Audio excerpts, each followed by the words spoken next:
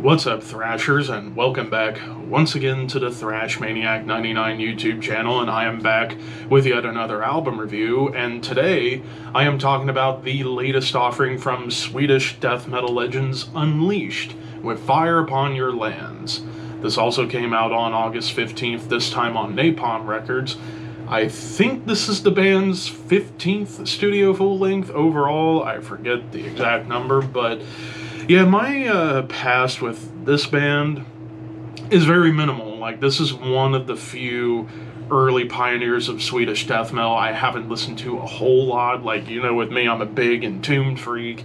Love me some Dismember, Bloodbath especially, you know, Edge of Sanity, or like the first Carnage album and stuff like that. But with Unleashed, I've been kind of unsure about this band. I mean, of course, the debut album Where No Life Dwells is a fucking classic. I mean, Beyond the Creation of Time, or Before the Creation of Time, and Into Glory Ride, two of my favorite Unleashed songs. But yeah, haven't checked out much else from them after that. But I figured, you know what, I'll give this new album a shot and see how it all goes. And spoiler alert, this album's a ripper. Holy shit, this album fucking rips. And it starts right out of the gate with Left for Dead. And this one, I love how it builds up with these like chugs and like sweet drums. And then it unleashes into like punky but thrashy riffs. Very much in the vein of classic Swedish death metal. But the big secret ingredient on not only this track but across the board, the little melodies and harmonies. I don't know if I would quite call this melodic death metal, but it almost feels like a continuation and a bit of an evolution of Swedish death metal's early stages. Just basically taking that sound but adding just a touch more harmony and melody to add more dynamic. That's more or less what I'm gathering with this album. Of course, across the board you get some really cool tremolo riffs that just feel nasty and heavy, but also at times very melodic. Like, in particular, the track War Comes Again. That song, not only do you get like tasty melodies, some awesome groove, and thrash metal all throughout, the opening tremolo felt very close to Melodeath, or even bordering on black metal a little bit, on top of a blast beat before it transitioned away into more thrashy territory. A Toast to the Fallen, I really love the tremolos here on top of the thrashy rhythm. They felt more catchy. But of course, harmonies come out galore, which might as well talk about the lead work on this album. The lead work is flying. I mean, Fredrik Folkar is an awesome guitarist and who also produced this album, and this album sounds fantastic. Mix-wise, recording quality-wise, it just sounds awesome. Like, this might be one of my favorite productions of a death metal album I have heard this year.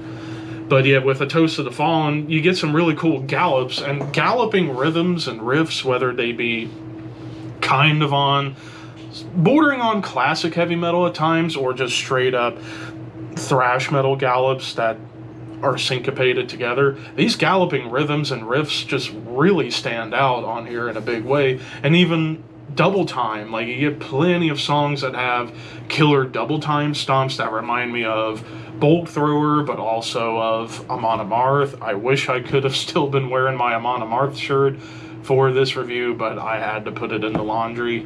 But regardless, and also, you know, Amon Amarth and Unleashed are very, very similar to one another in terms of like riff construction, and also, of course, the themes, all about Vikings. But the big difference is Unleashed kind of focuses a little bit more on heaviness and heft, whereas Amon Amarth go for more of the melody and the hooks.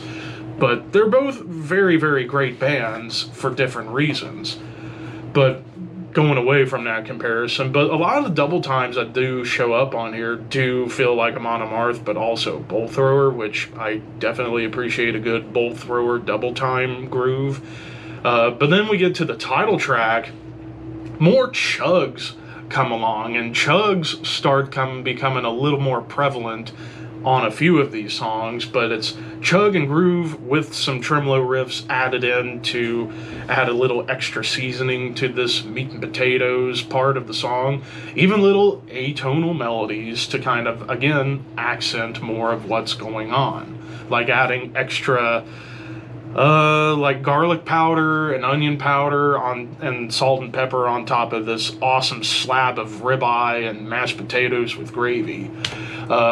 Loyal to the end. I actually love how this one starts with killer drums, but also like really cool tapping melodies. And then the thrash gallop that comes up here, I immediately got reminded of Creator, like particularly the song Enemy of God, or even a little bit of Children of Bodom's early stuff, like in the late 90s. It kind of had that like style. It's like a thrashy gallop, but it has a ton of energy behind it.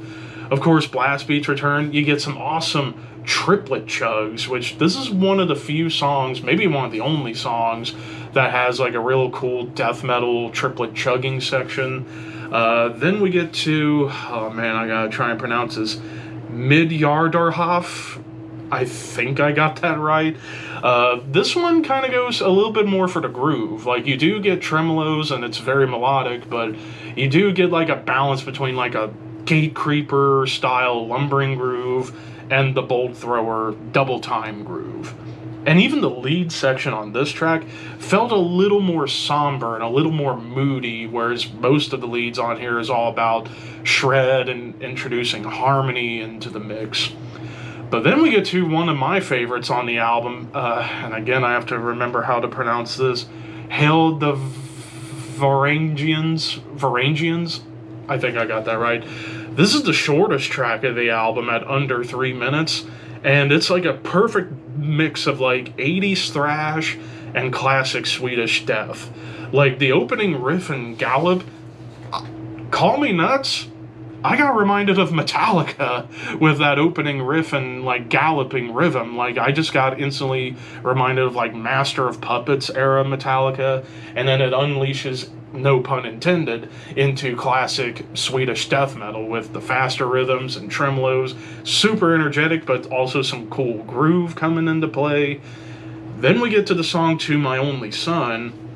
This one definitely reminds me a lot of early Unleashed. Like, it's got more of like a D-beat stomp, but it's more of like a thrashy D-beat, not so much a punky D-beat, and tremolos with some with some thrash metal tinge here and there, and also a really killer gallop. Like the songwriting on this track, I feel like this could have been a song on Where No Life Dwells, and it would have been a perfect fit. Hold Your Hammers High, probably the slowest track on the album. Like, it's got a slower groove. There's even some like chuggy doomy riffs that come into play here. It also brings back a little bit of the atonal vibe. There's some darker melodies happening here, and then the closer, Unknown Flag, basically touches on all bases of the album: chug, groove, thrash, tremolo, and melody.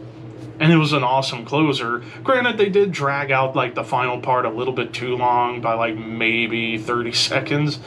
But I get why they did. It was just to give you like this like live feel where it's just like, nah, let's just wail on the guitar to bring the show to a close. I do understand that. But honestly, apart from that minor grievance, this was an awesome listen. Like, I was into it from start to finish. It's catchy, there's cool hooks, plenty of heft behind it. This is almost what I feel Amon Amarth should be doing. Like, to me, Amon Amarth hasn't really been amazing since arguably like Yam's Viking, to my opinion. Like, Berserker was okay, the last album, Great Heathen Army, was solid.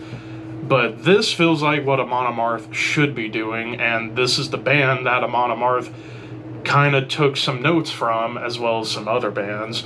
But Unleashed started them, and Bathory really started the whole like Viking obsession in heavy metal.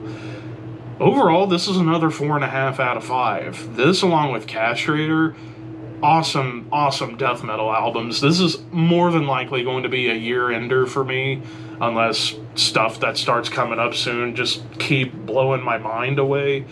But If you love Unleashed, you definitely are going to dig this. If you're new to Unleashed and you like bands like Amon Amarth, Entombed, Dismember, and Bolt Thrower, definitely give this a listen. But of course, those are just my opinions. What did you guys think? Let me know in the comments below, and don't forget to like, comment, share, subscribe, all that fun stuff. But until next time, thank you for watching, keep your horns high, and your dreams wet.